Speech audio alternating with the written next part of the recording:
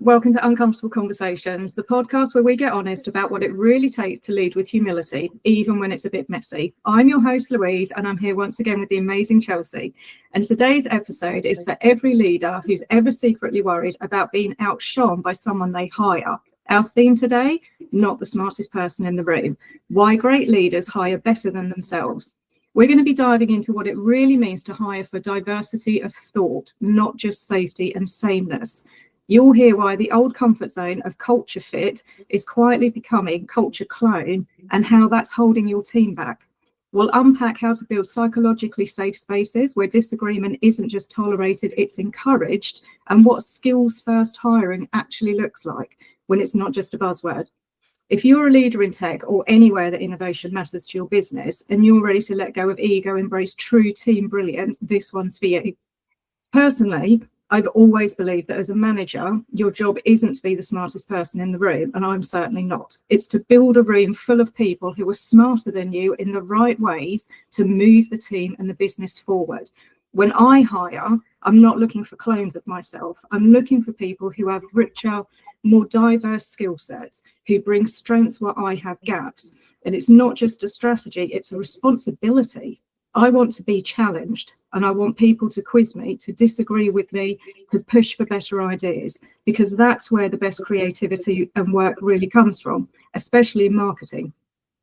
I believe, and I've always said, creativity can't and shouldn't come from one person at the top. I can't be the person in the room that comes up with all the ideas. That's why we have teams. That's why we bring in people around us with different thoughts and different views and different ideas, because they see things through a different lens.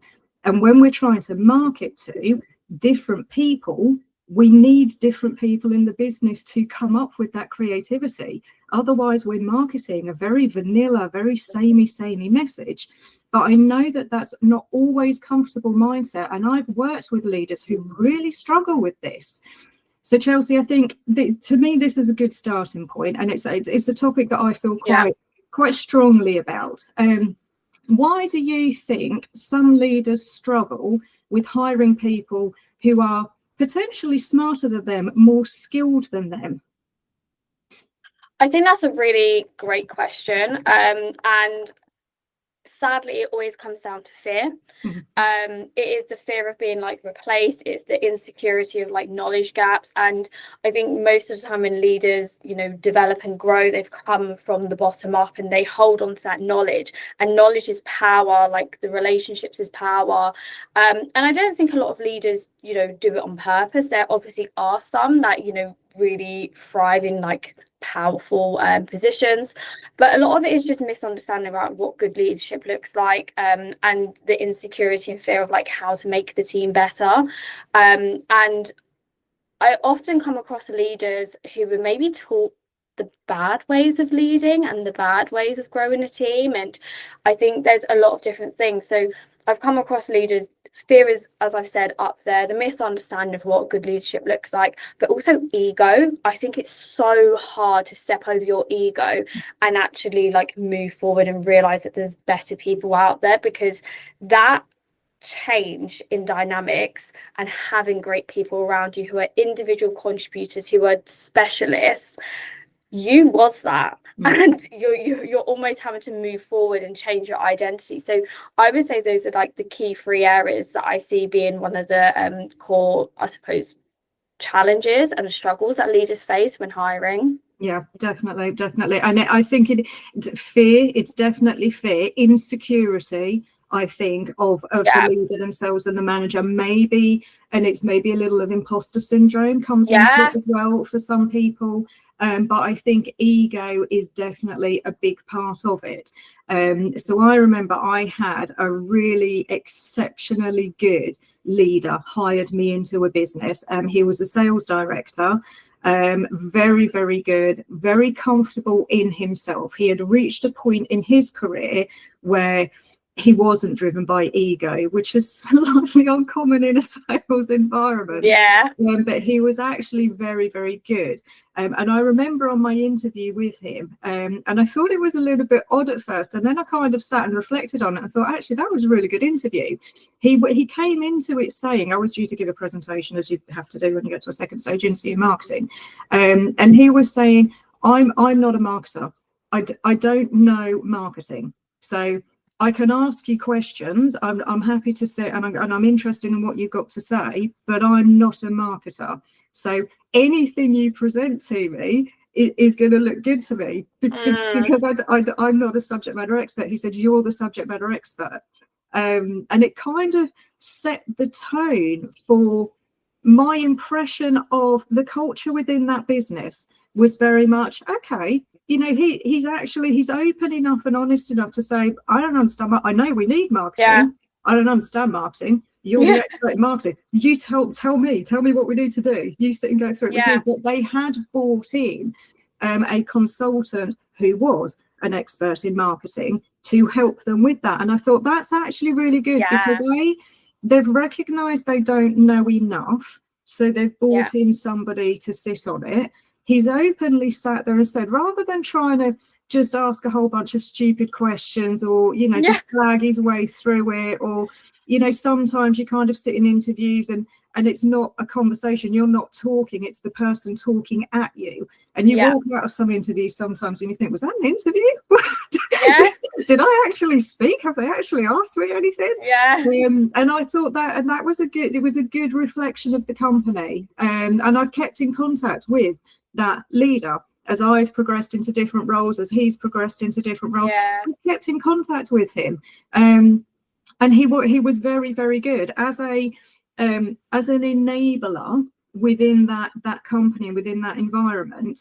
He was very good at, if we were in meetings, sales meetings, technical meetings, if he could see that I was trying to get a point across or I was trying to speak and I kept being talked over because there was a lot of big personalities in the room, even if it wasn't his meeting, he would stop the meeting and he would say, Louise has been trying to say something for the past however long. Can you just stop, Louise? Say what you want to say. What is it that you're trying? What are you trying to contribute? That's a lovely ally. I loved that. Absolutely loved that. And after he'd left and after I'd left and a couple of years had gone by, and I was reminded of this. I was reminded, and it stuck with me. It was such a small thing, but it stuck with me. And I messaged him on LinkedIn to say, you're probably not going to remember this. And I appreciate we haven't actually spoken in however many years it's been because you left and I've left. But I've just been reminded, because I was sat in a meeting and I'd done it for somebody else. And so I've just been reminded of this. When you did this thing, you stopped the meeting and you let me say my point because nobody else was. I said, and it stuck with me. It stuck with me so much. I said, you know, you might not realise sometimes the impact you have on people, the memory that you leave people with. I said, for me, it's a really good one. I said, it's a really powerful, it's a really strong memory, and I've learned from it and I've kept it. And I thought that it's just, you know, I think perhaps because of a certain age, maybe he was comfortable. He was comfortable in himself. He wasn't battling with anyone. It wasn't a competition. He wasn't trying to fight and jostle for position. He was, I need people around me who can do this thing. So I'm going to bring them in and I'm just going to get out of their way. I'm going to enable them, but I'm going to get out of their way and let them get on and actually do the job they've been hired to do. Yeah, absolutely. And I think as well, having, you know, those type of people who've gone through the experience of, you know, they've got to a certain point in their career, the ego has kind of dropped off a bit and they're like, actually, I just want to be part of somebody else's journey, is really empowering. I had a CRO in my last workplace and he was like that. And he was really open and honest, and he looks for, you know, those sparks in people and that passion, and they didn't have to have everything. But when he was hiring, he was actually looking for, like, okay, who can be that hidden gem, and how can I help them, and how can I push them forward? And he was really open and honest. He's like, I haven't always been like this. This has been a journey for me. But he was able to, take that journey and, move on in his career and realize he's at a point where he doesn't care about job title. He doesn't care about, his own personal contribution or his, growth or development. But he actually cared about being like that person in somebody else's story where they could learn, they could grow. And I remember speaking to many people in his team and, some people who'd left, who would still put him on that pedestal and be like, do you know what? I learned so much from this CRO. He was great. He was inspiring because he actually helped me move on to be a better version of myself and helped me understand where I wanted to go in my journey. So I think looking at those parts when you're hiring somebody of like, how can I share this knowledge? How can I help this person grow and be part of that journey? Just makes such a difference. It like really helps you, I think, I don't know, just find that next level generation talent, because, it's succession plan. It's looking for, your successors and helping them grow. And I think it's such a smart way to look at hiring now. Yeah, definitely. It really is. And that's interesting, that succession planning piece around it. So a lot of, I've been in teams where the leadership team that I've been on have been put through an exercise in succession planning. They've brought in somebody external to sit down with us to think about, because sometimes you're kind of so busy in the doing, aren't you? You don't get the opportunity sometimes as a leader and a manager to sit back and actually think about succession planning and how are you going to help people around that? And if you weren't in the business, okay, well, who could step into your role? And it's a challenging concept because you intuitively, I think everybody has that almost part of them where it's very much, well, no one can do my job because I do my job. I'm the expert. It's mine. It's me. This is what I bring, which is good. But then at the same time, you've got to, and I always kind of try and go back into, right, when I was 10, 20 years ago in my career, what are the things that really, really annoyed me and frustrated me about managers and workers? So it's, yes, I like to have those good, positive role models, but I actually take quite a lot away from the bad ones. Because that's how you learn what not to do, I think. If you've had a bad experience and you've had people who, I've had a manager previously who just used knowledge as power, and he really played on that. And he used to actually use it against people within the company, within the business. He used to use it against, sort of people who he deemed to be beneath him. And he would say that. He would have this reference to hierarchy. He used to say pecking order, Louise, pecking order of the people that he would talk to and engage with. And it was really toxic. It really wasn't nice at all. And I kind of try and always remember that when I'm looking at succession planning and team dynamics as well. But it is it's quite hard sometimes. And I was challenged once to bring somebody around and try and help them see that a new hire that I brought into the team wasn't a challenger to them. And it's difficult in marketing sometimes because we're quite creative and we wear many hats in marketing, many hats, and a lot of, I'm a generalist marketer. I don't have a particular area of expertise. I'm a generalist. I can turn my hand to anything. I'm not an expert in anything and everything, but I understand how it works. But when you're building out a team in marketing, you sometimes need roles that specialize in certain things. And I'd had a marketing manager that I'd brought into the team, maybe 6 to 8 months in role. And we'd identified a gap. We wanted to do account-based marketing, and we'd identified a gap. We didn't have the skill for it. I know enough of a theory of account-based marketing. I'm not an expert in it. was like, okay, there's actual roles. There's people who do this like for a living that have run very, very successful account-based marketing. So we recruited to bring somebody in. And I remember sitting in the interview and I brought the marketing manager in, I brought the CTO in because I valued his opinion and we worked very closely together. And that she absolutely blew it out of the park. The person that we interviewed, we all walked out of there like, whoa. That was amazing. She knew her stuff. She nailed it. She was knowledgeable. She had a really good approach and demeanor when she was talking and presenting. I was like, she's going to fit in the team. You know, you kind of get that sense of she's a nice character that will fit in the team. She's hugely knowledgeable. Boy, does she know her stuff. We all walked out of there. The CTO was like, wow, hire her now. Go make her the offer. And I was like, that was amazing. I am seriously impressed. And the marketing manager was really quiet. And I turned to them to say, you know, what did you think? And her immediate comment was, well, I'm going to be out of job, aren't I? And I was okay, all right, I'm gonna, I wasn't expecting that because I saw excitement. I was, you know, me, okay, I can't do this. She can do this. This is brilliant. But there was that immediate kind of conflict and tension. And it was really tough managing that dynamic because she'd immediately kind of gone on a defensive of, well, she's gonna take my job. And it was almost that she knows something I don't know, rather than, yes, she knows something you don't know. Yeah. Good. That's not a bad thing. You know, this person has a skill we don't have. And as a company, as a business, we want to progress in this area.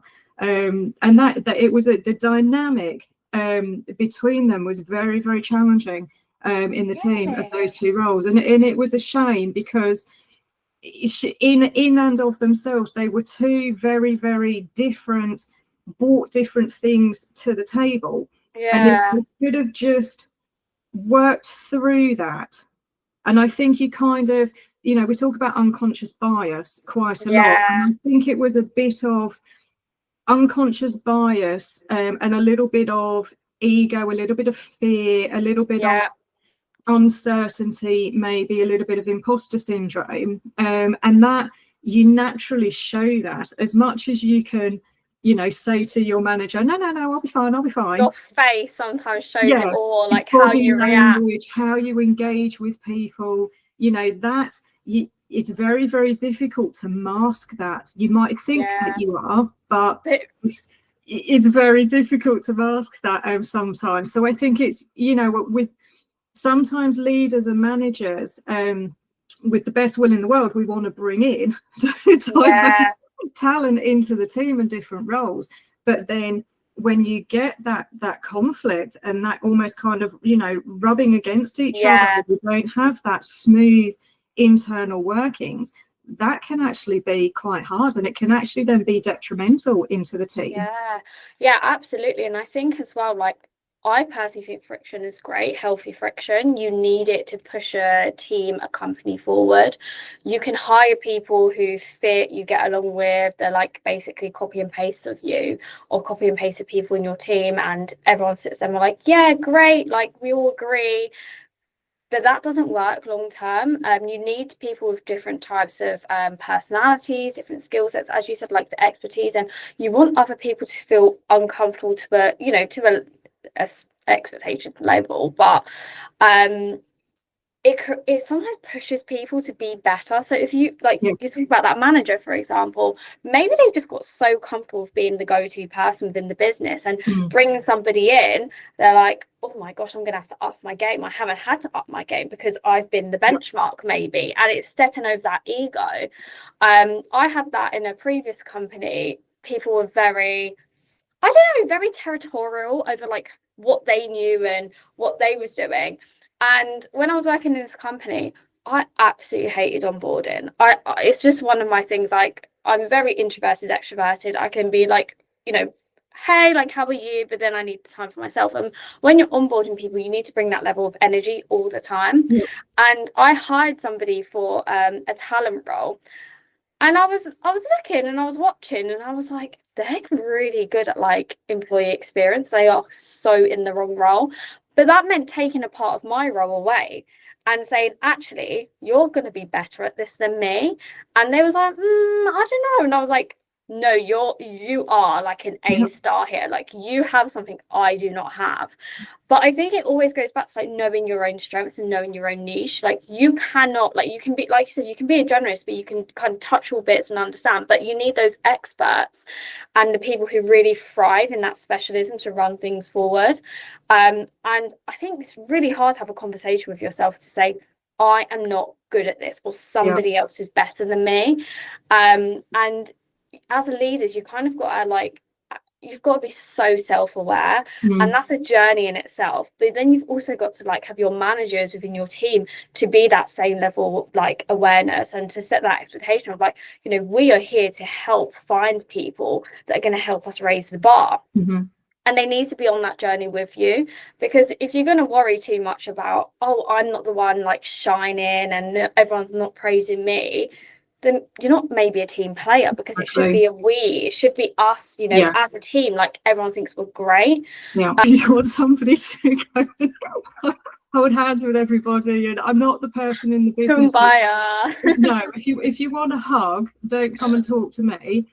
If you want me to sit and smack you around the head and say, pull yourself together, go and get on with it, put big girl pants on, you got to, I'm that person, you know, but you've got to have those different roles and those different personality styles, I think, in a team. And, you know, it's what you were saying around.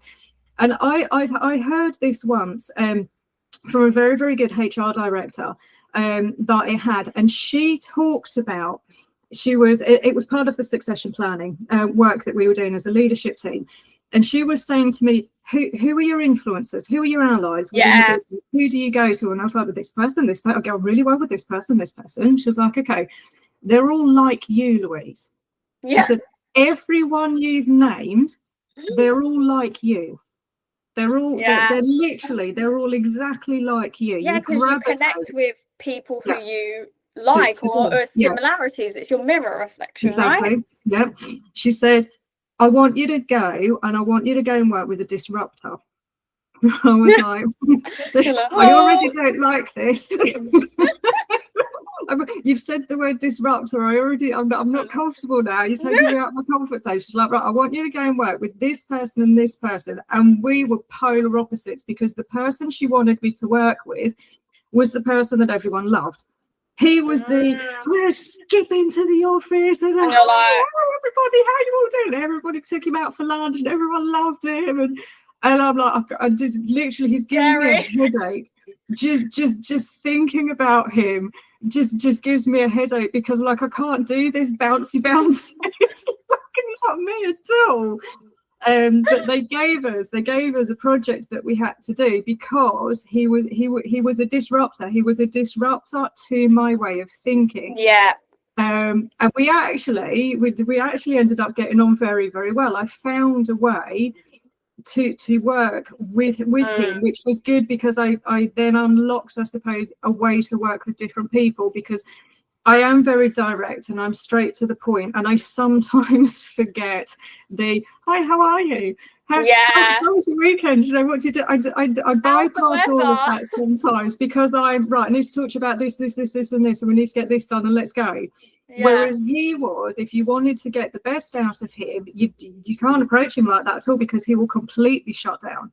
So and I understood, and I went back to her in the end. I said, you know what, I get why you wanted me to do that. I understand why you've pushed me to go and do that and to work with that person.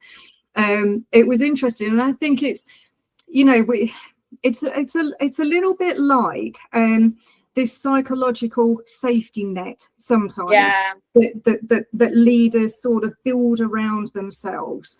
You know, but sometimes a lot of people have maybe kind of come through businesses around this don't rock the boat management style. You know, it just, we don't want friction, but I think that can lead to almost this cultural clones when you're hiring people. You're not hiring for diversity of thought. You're not looking for disruptors that are going to come in and sometimes shake things up a bit, and that's not a bad thing. That's actually a good thing. But I think it is difficult for people to, as leaders, but also within the team. But I think how you accept it as a leader would then reflect how you're living those behaviours for your team and the wider business to see.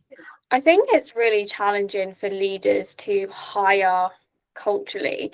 I think values play a lot into it. A company says, these are 5 values, and everyone has their own perception of what that value looks like, even if a company describes it. So, we all internalize and then we project outwards of what we actually think that should look like, particularly in teams. So even if you're looking to grow your team and not maybe clone it, you do it automatically. And I think that's why you should always have different stakeholders in your interview process. So like disruptors. So someone could go to you, Louise, like you're literally hiring somebody else who is literally like you, and versus going, actually, I think this person's going to challenge you and, either drive you in a good way or a really bad way, and kind of make that point known. I worked with a really great talent professional at one of my companies. And just before cultural ad was a thing, she was really driving that in a company, and she was putting forward candidates that made leaders feel very uncomfortable. And they're like, I don't know why you've put this person in front of me. I don't particularly like them. Like, they're not my vibe. And she'd be like, why? And they'd be like, well, they're just, I'm looking for this person. And she'd be like, yeah, but why? And that repetitive why question would really push them to think about it. And she'd be like, okay, but you're saying you need somebody who is your ideal candidate who looks like this. I've given you that, but I've put somebody in front of you that makes you feel uncomfortable, not because they can't do the job, not because they're not a cultural fit, because I've assessed that. It's because of a you issue. And she really, I think sales teams are always quite difficult to, hire for. And she created this sales team who was they were really diverse. The characters, the behaviors, the personalities, skill set. It was a really broad team, and it worked perfectly. But it took a lot of convincing from her as the leader to show why this was a great fit for each of those roles. And I think that was, going back to their own perception of, well, actually, I think this is what great looks like, versus them going, well, actually, you've kept hiring for what you think great. Let's try something different, and really influencing them. It's quite difficult to, I think, push yourself out, but when there's difference, there's going to be difficult conversations, going to be difficult situations, and it's going to take you 6 months maybe to work out how one another work and how you make decisions and how you give feedback and how your ways of working. But then your culture is going to grow. What have you seen? What do you think are some subtle maybe red flags in hiring processes where people have maybe they're not hiring for skills, they're maybe hiring for compliance over creativity, maybe thinking of people who aren't going to rock the boat? Yeah, I think it goes back. It's a bit of a difficult one. I think it goes back to the starting point of designing your job and what that ideal candidate looks like. I think lack of preparation from a hiring manager, knowing what they need in their team, impacts the recruitment process and naturally how you interview and who you're talking to and what you're expecting, because you're unclear about what you want, and then you start looking for people like you because you don't know what you're actually looking for. So I think that is one thing that really impacts. And I think really rigid interview processes and those unspoken rules that sit within there, and maybe those unspoken expectations of the candidate feed into it, but equally over-designed assessment processes. I think when you're hiring somebody and you're building out that interview process, it should start from, what type of person am I looking for? So if I need a driver in my team who is just going to push things forward, how am I going to assess that? Because if you have just one standard recruitment process, which doesn't really fit the boxes and we're just ticking through it, just to get through it, you never find the right candidate, versus actually looking, how can we do this? I was working with an EA in my last role, And one thing about, she was hiring for a personal assistant within the company, and it's so fast paced, and you know, it goes from 1 minute they're like working on a document to having to drop everything and chaos happens. And she was like, how do I assess that? How do I genuinely assess that in an interview? I can't really, I can ask the questions. Yeah, great. I can ask, you know, them to respond to something. They can do a technical exercise. And we actually landed on, you know, why don't we try something a little bit differently? Why don't we actually do like a live, like, simulation of what could happen? So you're in an interview process and someone always barges in going, oh, I booked this meeting room. And you're like, how do I handle this? Because how can you bring reality to it? And I thought it was a really creative way that she was thinking about it. And then we was like diving deeper of like, okay, so what part of that do we want to like assess people? How do we get them to the final of, you know, these are the people they need to meet? And I think just looking at things differently and bringing it back to what is this role going to be doing? What are some of the live situations versus sitting there going, okay, we do a first stage of a hiring manager, then they meet the stakeholders, then they do this. And I thought that was a really bold way to think about it. And, you know, she ended up just driving that piece forward. And she's got a great candidate there now. And she was able to like really pull that out. And even when she had certain maybe like red flags about candidates, she's like, you know what, we don't need to stop at the process here. Let's continue the conversation. Let's make sure that both sides have the answer. And I think having like an internal talent person really helps. So when you're going for like an agency recruitment, you have your recruitment person to have that feedback loop on. Naturally, if you're hiring directly, you don't always get that. So when I've had like a talent advisor or a talent, you know, partner that I've worked with, I'm like, are you going to follow up and see what their thoughts are? Did we miss anything from that side? So actually the next step, we can get a little bit more creative versus just moving on of our expectations. So yeah, I think my advice would always be looking at, you know, what is this role going to do? What are some of the impacts that you're trying to get this role to basically respond to?